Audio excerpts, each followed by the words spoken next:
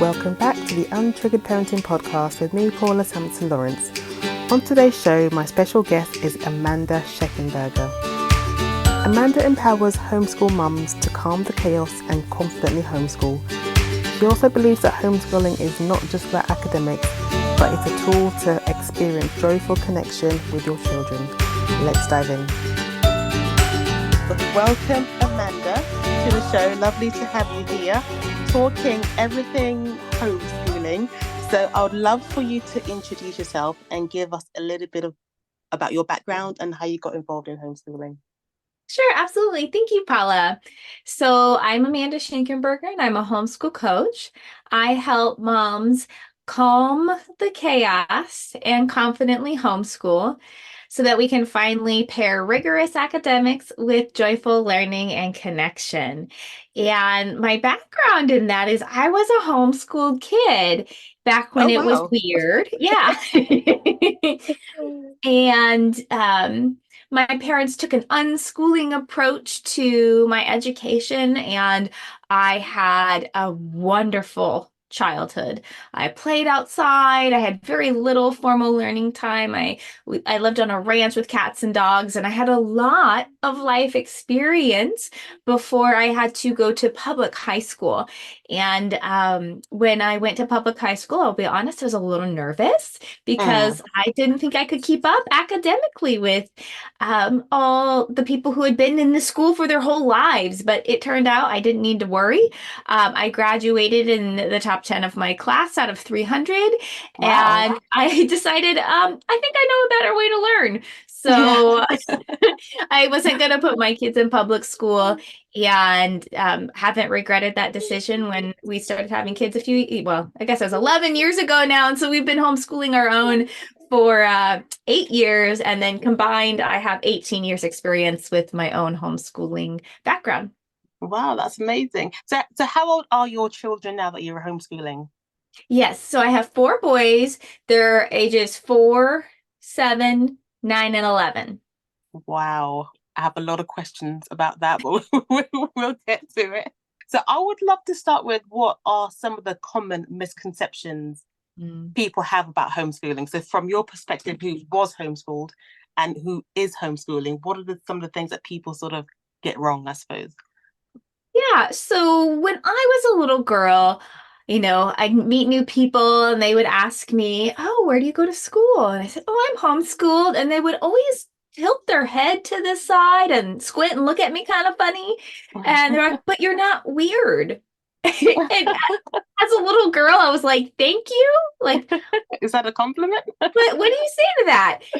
And so I remember like asking my mom, I'm like, "Why do people keep saying that to me, mommy?" And she's like, "Oh, people just aren't used to homeschooling." So there has always been this misconception that homeschoolers are unsocialized and somehow can't carry on a conversation, whereas the opposite seems to really be true. At least the homeschoolers that we know, my kids can talk to just about anybody, and with adults and peers alike. So I think the worry about socialization is a big misconception around homeschooling. Like, oh, they're not around their peers all the time. Like, when else in their life would they ever be around everybody who's exactly their same age outside of school? Like that'll never happen. So why is your focus on that? So I think that's one of the big misconceptions that maybe people outside of homeschooling think about pretty often. Yeah. I think for moms that are inside of homeschooling, we kind of go through these phases where we think that, most moms, even me having been homeschooled myself, we feel like we need to replicate not just the structure of public school in our home and, needing a certain amount of hours, but replicate like the structured curriculum. And if we don't have a full curriculum like they have at public school, then my kid's not getting a solid education. And I think as we get a little bit more into it, we're like, oh, we don't need to do so many hours. Oh, I don't need a full box curriculum. Oh, I could make my own things. Oh, we could just go outside. This is amazing. amazing. So I think we kind of have an unraveling to understand, oh, my child is built to learn. And Mm. this child-led learning thing is pretty amazing, pressure-free, and we all really enjoy doing it. Yeah. And I think with a lot of the misconceptions, it's built around fear, I think, fear of the unknown. And if we're honest, I think it's pretty strange what school is like, having to sit in a room for X amount of hours. And some of the socialization that happens in schools, let's be honest, not a lot of them is very positive. So what are Yeah. they really missing out on, if we if we look at it that way? But you mentioned about I call it a sort of unlearning where you can make your own sort of curriculum that I think a lot of people did not know that they could do. So how do Yeah. you develop a personalized curriculum, especially that you've got four and they're all at different stages and ages? So how do you do that to sort of meet the needs of each child? Yeah, that's a really good question. It's a little tricky with having four kiddos. However, my all my kids, except for the 4-year-old, they're all really strong readers.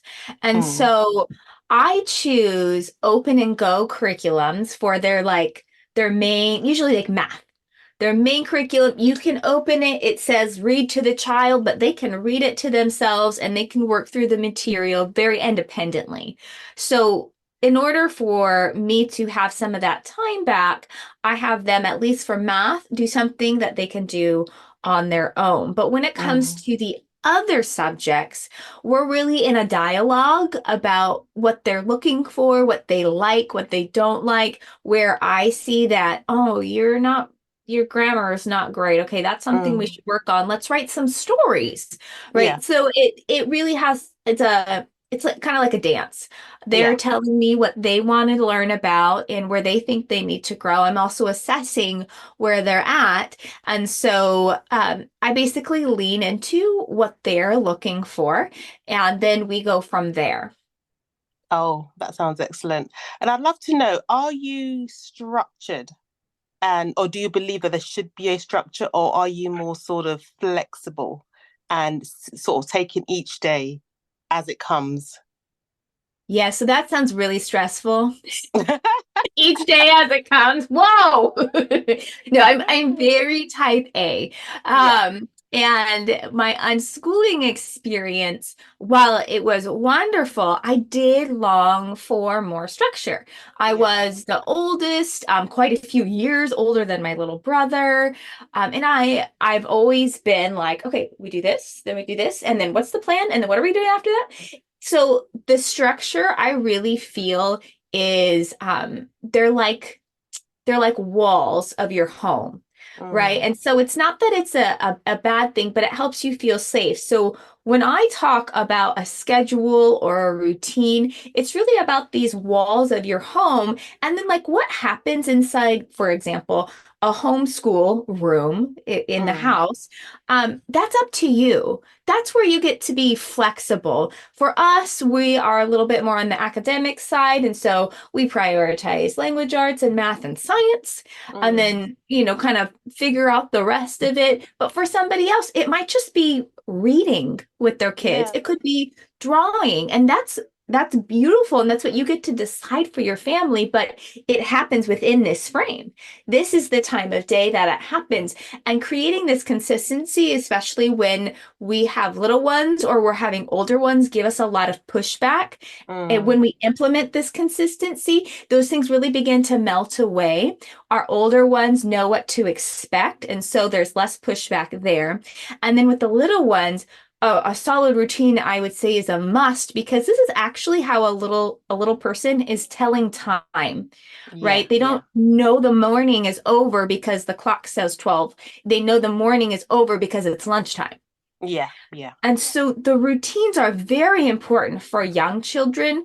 And then, depending on your personality types and how your relationship is, and when you guys jumped into homeschooling, it can be really important to also have those walls for the older children who are maybe still finding their feet as far as self-discipline Mm, and setting up their own schedule, because it can be really hard for kids to begin managing themselves. So we want to set them up for success. yeah. No, that's very true.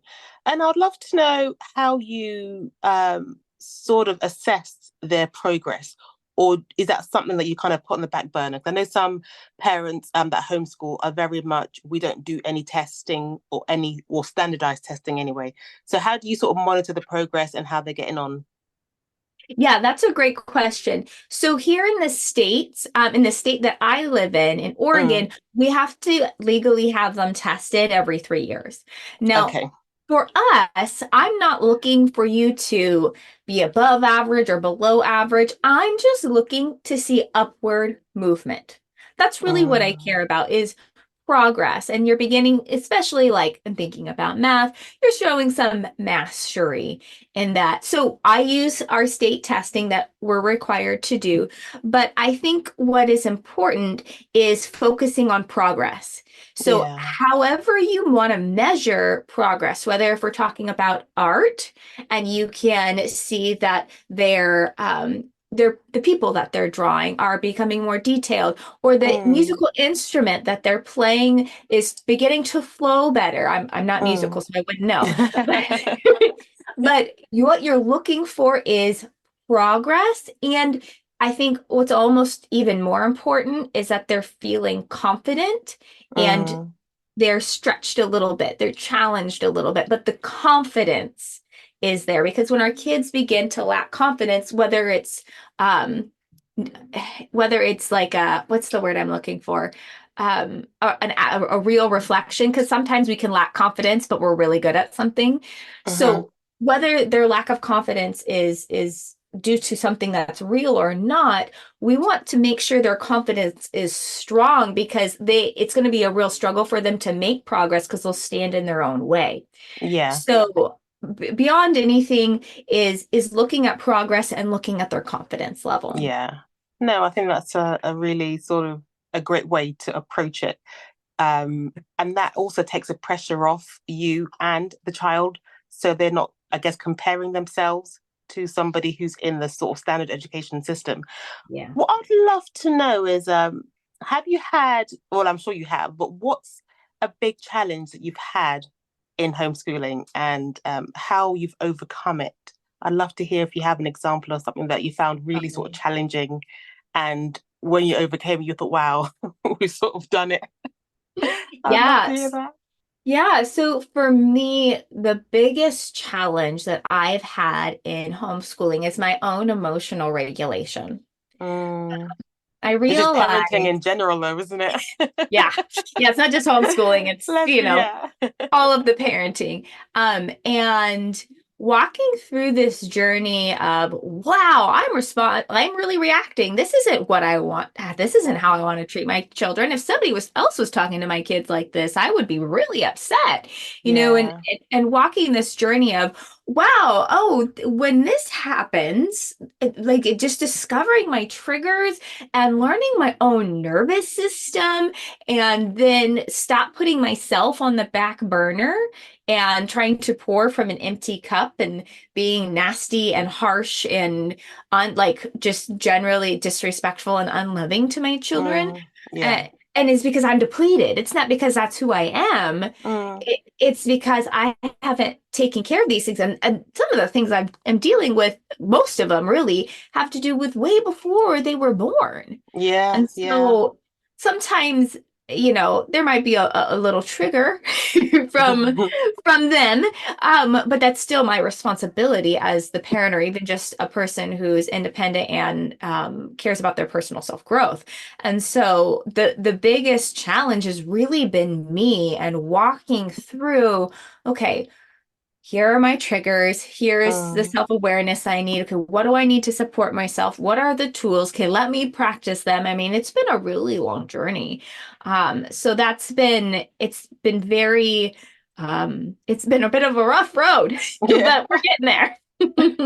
You know what? It's not quite the same, but I remember when I had to homeschool for COVID. I know it's not really the same because we were just doing schoolwork at home. But I Mhm. really struggled, like you said, with emotional regulation. I really struggled with, I didn't know at the time, but it was a lack of control, not being Mm. able to control what they were doing and having this image in my head of them getting through the work that was set and when they didn't, feeling like angry at them and going, Yeah.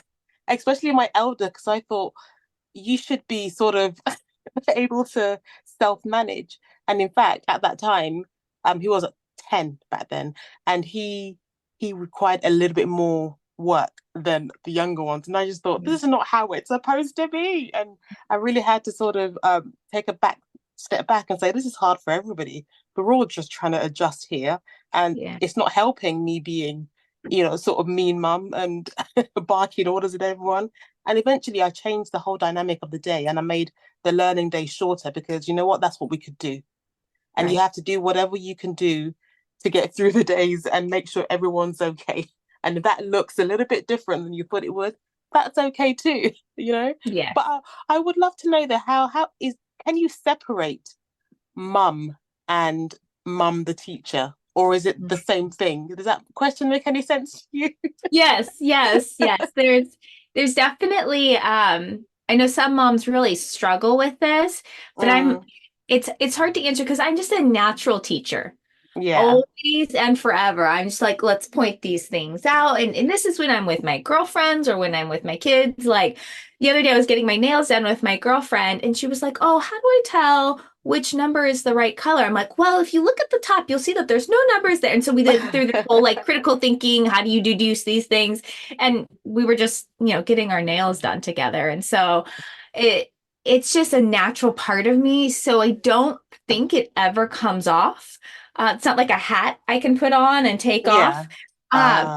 I do think though there is a place where I pivot from like mom's teacher mode to relaxing and I see. restful. And Yes. that's where I'm just focused on connection or maybe reading like my own stuff, my own hobbies, and my kids can come in and out. So I don't feel like there's a difference between mom and teacher, but then there's like a separation of me, like observing and relaxing and enjoying. So that's kind of what it would look like for me. Yeah, yeah. I would also love to know about because you've got a range of ages, but for example, your oldest is 11. Did you say? Is it Mhm. 11? Yeah. Yes. So how do you sort of prepare for, because I guess their needs will change as they get older. Because I always have in my head, if you've got younger ones, teaching them reading and their alphabets and writing sort of structured sentences sounds like something that we could do. But then as they get a bit older and their learning needs become more complex, how do you sort of support that change and see if they need any additional sort of outside help? Or what's your plan? How do you plan that? Yeah, so I already needed it. I'm not very good at math. And so my two oldest are actually better at math than I am. Mm, And so that's one of those things. I immediately just outsourced, found a textbook that we both like here in the United States. It's called The Good and the Beautiful. It's this, we really like this one. It's paper, it's that open and go. And it's got like a spiral bound kind of teaching where they review things every once in a while as they learn new concepts. And so I have loved that. And, there's yeah, online options as well. But I knew that was something I was going to need help with right at the get-go. yeah. So found a curriculum, and now my oldest, he's a self-proclaimed science nerd. He loves science. And so I did some research online and I found a homeschool high school biology science class that he wanted to take. And he actually, like, I said, well, what would you want to learn in it? And he gave me three things. And so we like researched a few different one, looked at what the syllabus was, and I was like, this is the only one that has all those three things. He's like, okay, great, let's get that one. And so we bought the microscope and the whole kit that has test tubes and there's a dead dogfish we're gonna dissect. And so I turned to experts. I turned to the people who have been doing this a while. And that's one of those things I didn't have as a kid because there wasn't this online world and homeschooling was still really teeny tiny and there was like two curriculums you could use. Yeah, Um, imagine. so I really look online to outsource those things that are advanced for me. And so obviously I can still support him in that. But as far as the teaching goes, I do hand over the reins because it goes way deeper than I can possibly go. Yeah, yeah. But you're a coach, so I would love to know, who do you help? Who is your client? Who comes to you to say, help me, please? Yes, so I usually help moms that have been homeschooling a little while. I Uh-huh. do have some people on the newer end, but most of the moms, they've been trying homeschooling and they're beginning to hit burnout or the kids aren't listening, and they're not making any progress in the curriculum or no, like a lot of times the just kids, they simply aren't listening and mom's not sure like how to read their behavior, when to push through, when to be like, okay, let's relax. And so there's a lot of doubt, self-doubt, Mm, and am I doing this right? Is this the right choice? So it's typically moms who've been homeschooling for a little bit and who are just really struggling to have any kind of consistency, mm, whether that's due to executive function struggles in themselves or pushback from the kiddos and or they're sometimes kids, they might be neurodivergent and mom doesn't know it and she doesn't know how to yeah, navigate that. And so we yeah, talk about that and sensory issues. So those are the kind of moms I help. yeah. And what would you say is the main thing that it's hard to pick one, I suppose, but what's the main thing that you help them do or with? Is it more of a mindset thing where they've got to shift how they're thinking about things or their expectations? What would you say is your sort of the foundation of your methodology? I can't talk tonight, can I? No, it's okay. So I would say it's two things. Number one, I would say it's schedule. Okay. Creating routines and Yeah. consistency, and that your schedule might not look like my schedule. I mean, there are some weeks I work 50 hours a week, so and I still homeschool my four children. So Wow. your life, Superwoman. yeah, well, it's all about the structure. So that's where I help moms the most is creating that consistency because when we have clear-cut routines and kids are starting to like get the program and Mm-hmm. stop the pushback, now we can create time and space to connect and work through any relationship struggles, learning challenges, my emotional struggles. But if I don't have time or I feel like I don't have time, I can't work on these things. Yeah. Yeah. So the first thing really is the schedule, and this it's secondary is mindset, and we talk a lot about vision, and then we talk about ways to enhance learning and build strong bonds. So there's a lot of things in there that we talk about in my program. Um, just as we're wrapping up, if there was somebody listening who would love to take that sort of jump or step into homeschooling, but feels a bit fearful about it, what would you say to somebody like them? A good question. I mean, I want to ask questions like, well, Mm, why do you want to homeschool at the beginning? Because it's not just, it's not a decision you just jump into unless, there's like terrible bullying at school or, mm, those sort of things. But really getting clear on your why this keeps popping up for you is really important. And I would share that having been homeschooled and homeschooling, like there is a better way to learn, there is a better way to create family, and that's all through homeschooling. And you get to have your mm. kids back. Like, well, is Yeah, there a better option than that? You know? yeah, So it's really I'd want to talk through the fear, but there's such like if you want to connect with your kids yeah, this is the best way to do it.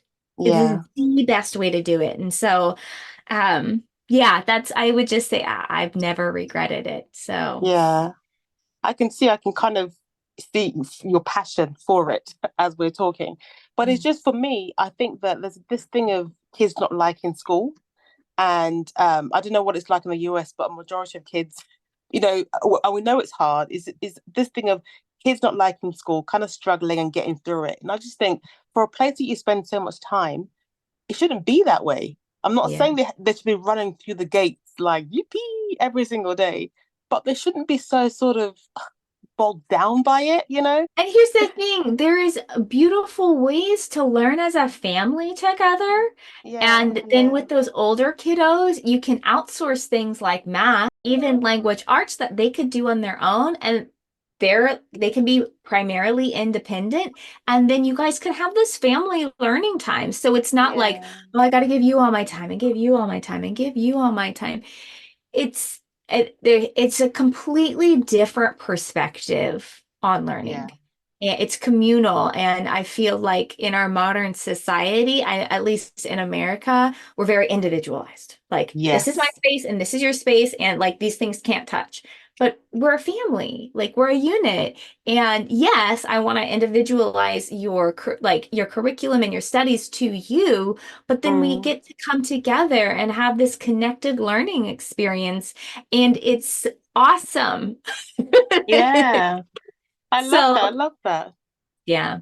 So tell us, where can we find out more about, you know, your work, your coaching, your social media, your website? Please do share those with us. Yeah, so you can find my website at homeschoolfamilylegacy.com. You can schedule a 15-minute like quick win session. And what my goal is there is just to help you provide with next steps, whether you're like, okay, I'm wanting to start maybe thinking about jumping into it. Where should I go? What are my first steps? Or if you're trying to get some solutions for your current homeschooling experience.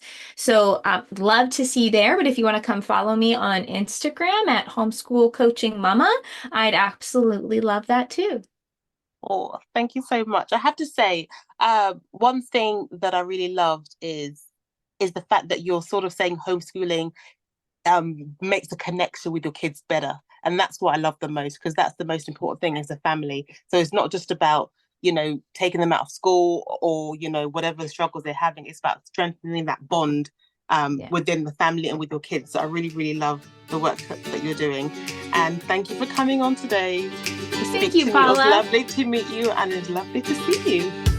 Lovely to meet you too. Thank you. Thanks for listening, and I'll see you next time.